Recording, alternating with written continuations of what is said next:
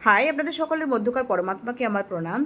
আজকে এই ভিডিওটা তাদের জন্য যারা কিনা কুম্ভ রাশি বা কুম্ভ লগ্নের মানুষ। দেখুন, কুম্ভ রাশি বা লগ্নের অধিপতি হচ্ছে স্যাটার্ন, মানে শনিদেব। তাই এই মানুষগুলো হয় সাধারণত ন্যায়নীতিবান। এরা কারোর ক্ষতি করতে সাধারণত চায় না, করে না কখনো। কিন্তু এরা একটু সিক্রেটিভ নেচারের হয়। এদের মনে যে এক্স্যাক্টলি কী আছে সবাইকে কিন্তু এরা বলে না, তাই এদেরকে বোঝা একটু ডিফিকাল্ট হয়ে যায়। এদের মধ্যে বেশ কিছু মানুষ পাওয়া যায় যারা জীবনের শর্টকাট ওয়েতে সব কিছু করে নিতে পছন্দ করে।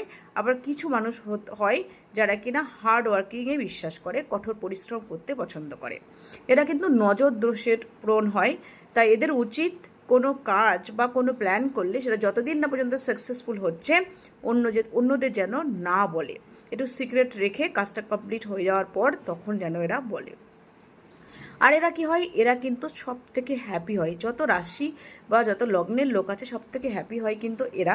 কেন কি, এরা ইজিলি ডিটাচ হয়ে যেতে পারে যে কোনো কিছুর থেকে।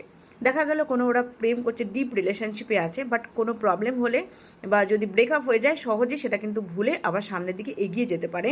সেই জন্য এদের মনে কিন্তু খুব একটা দুঃখ কষ্ট থাকে না।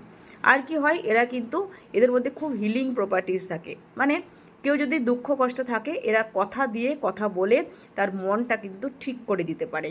মানে এদের সংস্পর্শে কোনো দুঃখী মানুষ গেলে কিন্তু কিছুক্ষণের মধ্যে সেই মানুষটা হ্যাপি হয়ে যাবে। এটা কিন্তু ভীষণ ভালো একটা গুণ এদের। আর কি, এই মানুষগুলোর মধ্যে যেটা সবচেয়ে বাজে জিনিস সেটা হচ্ছে এরা বারবার ভুল করে। এরা কিন্তু অ্যাডিক্টেড, কিছু না কিছু ব্যাপারে অ্যাডিকশন এদের থাকে।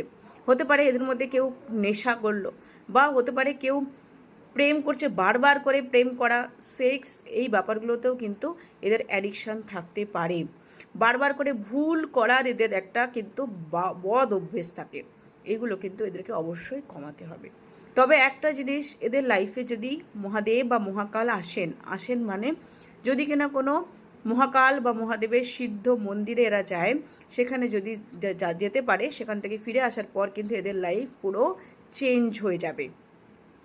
মানে বলা হয় কুম্ভ রাশি বা কুম্ভ লগ্নের মানুষরা যদি মহাকালের সংস্পর্শে আসতে পারে তাহলে এদের লাইফে কিন্তু বিরাট চেঞ্জ আসে।